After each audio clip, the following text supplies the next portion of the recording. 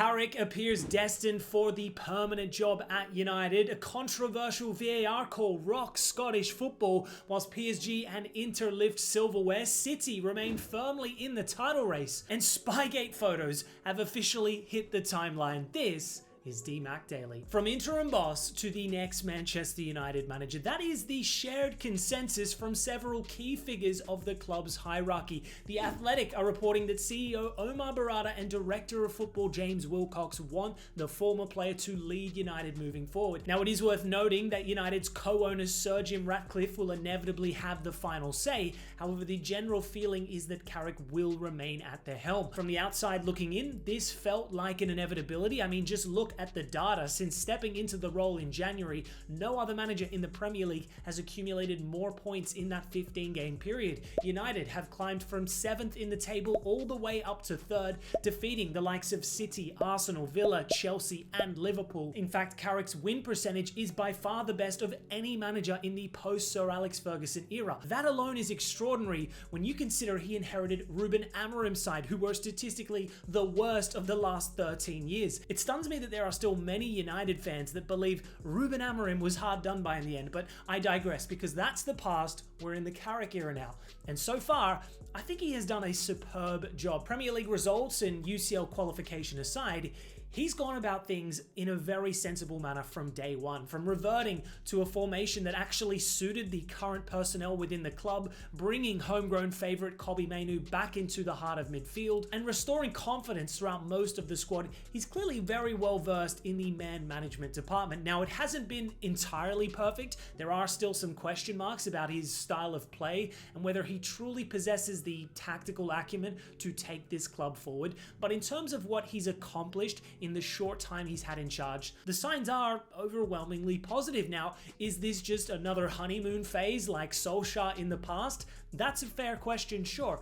There is also an argument to be made that Carrick perhaps lacks the experience required to lead one of the world's biggest clubs at this stage of his career. His only previous role in senior management was with Championship club Middlesbrough, where results were mixed. But context is key within United specifically, because this is a man who spent 12 years at this club. He fully understands the internal dynamics that make this environment unique to other clubs. I look at the other candidates supposedly in the mix, and it's complicated. Andoni Iraola on paper is a more accomplished manager, but there's no guarantees that his success at Bournemouth will translate under the enhanced microscope that is United. Then there's Emery, who's clearly got the credentials, but luring him away from Villa would be a tall order, even more so with Luis Enrique. So Carrick probably makes the most sense right now. The most critical component to now making this work in the future has to be recruitment. And despite United's reputation of being really poor in this department, consistently overpaying for players that ultimately don't deliver, their transfer business in the 25-26 season was noticeably better, right? 4 major signings, 0 flops, all of which have the capacity to improve further.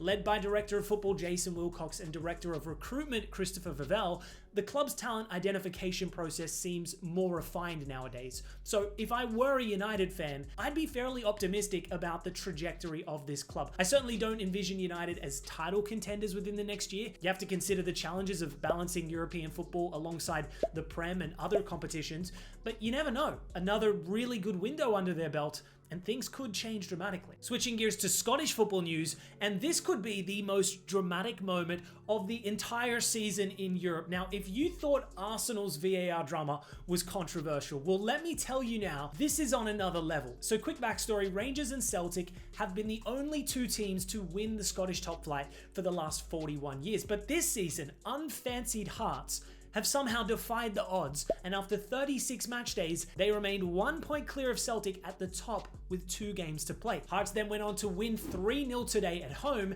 and at the same time, Celtic had a much more difficult outing away at Motherwell. Now, the away side had come from behind in this match to go 2-1 up, but then Liam Gordon's 85th minute equaliser had Celtic panicking. Why? Because a draw here would almost certainly put the title out of reach. They actually host Hearts in the final match day and would need to defeat beat them by 4 goals to overturn their inferior goal difference. So Hearts were preemptively celebrating in their stadium as if they'd practically won the league, but drama would soon unfold, as in the 96th minute of the Celtic match, an aerial duel would result in a VAR review for a supposed handball. The referee was called to the screen. He looks at one singular angle of the incident, which from what I can see is hardly definitive, before immediately pointing to the spot. An enormous call given the magnitude of the moment. Iheanacho subsequently converts from the spot, meaning the deficit at the top is reduced from 3 to just 1 point. So Hearts now have to avoid defeat altogether at Celtic Park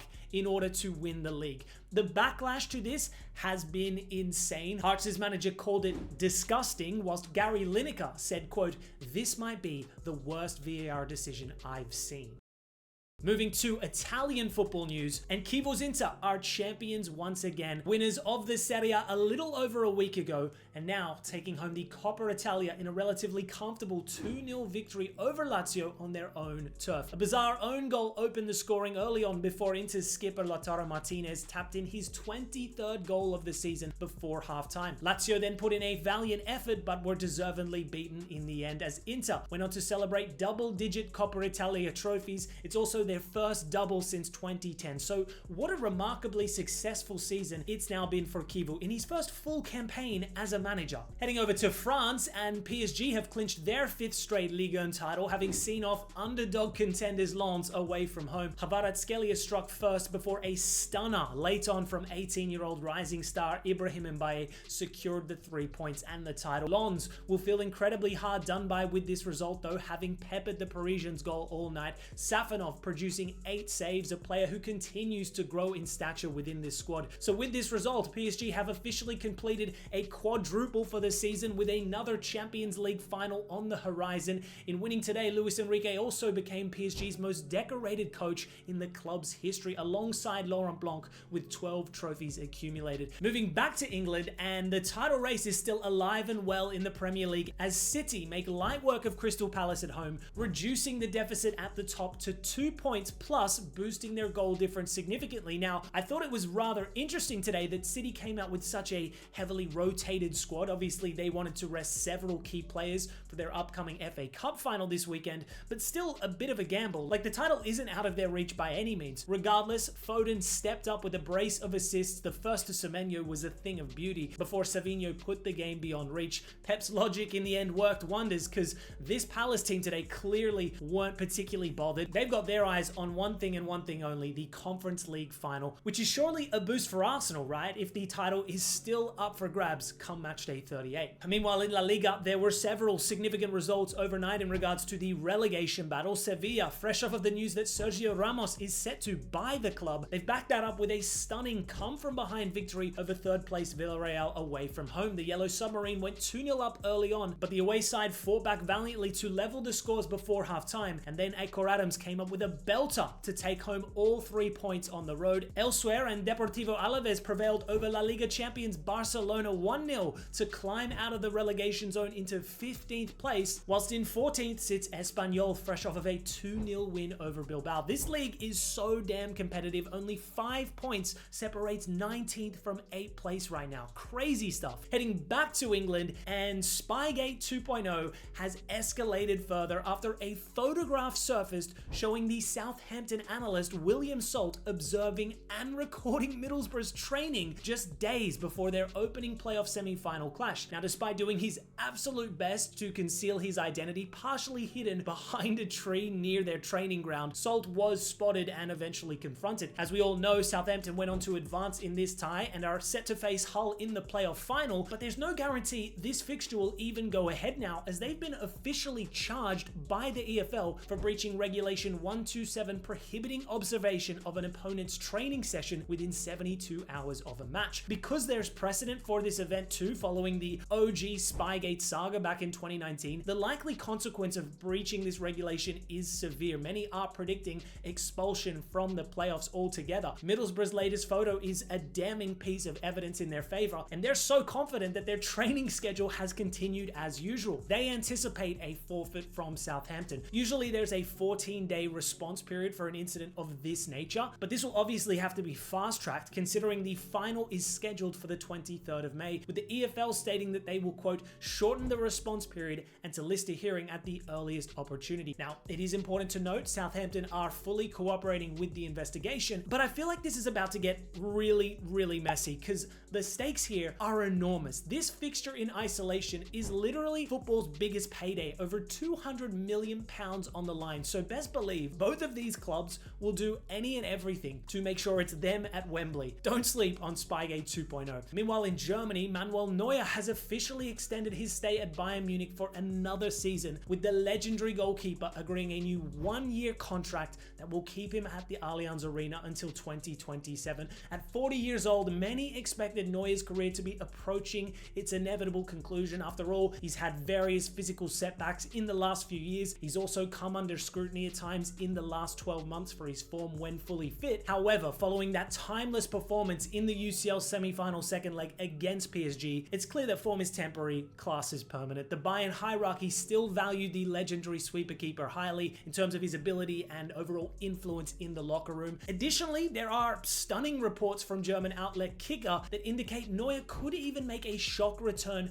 to the national team equation for this year's World Cup. Now, it must be stated that Kicker are not traditionally a reliable news source, and remember, both Neuer and Nagelsmann have denied this idea in the past. In fact, back in April this year, Nagelsmann insisted Neuer retired from the national team, quote, of his own free will. So it seems highly unlikely, but then again, outside of Oliver Baumann, who in his credit has performed well with the national team, the other options aren't as clear cut. And now for some quick fire updates to close out the show, and Roma have officially triggered Daniel Malin's release clause for 25 million euros following their qualification to Europe next season. This lad's been a revelation in Rome, 15 goal involvements in 16 Serie A games. Bro has the second most goals in the league, having only arrived in January. He is cooking right now. The same can be said for the king of MLS, Lionel Messi. Another stat padding fest for the Argentine, 3 goals and an assist in a 5-3 win over Cincinnati. Jose Mourinho is gearing closer to a Madrid return, according to Fabrizio Romano. Coincidentally, Papa Perez has just spoken fondly of the special one too. Fireworks guaranteed, no doubt. Brazilian journo Kahemoa is also reporting that Endrick will be returning to the club next season, while Sporting is set to fork out a club record 30 million euros on Braga star Rodrigo Salazar, and Robert Lewandowski appears destined to leave Barca in the weeks ahead,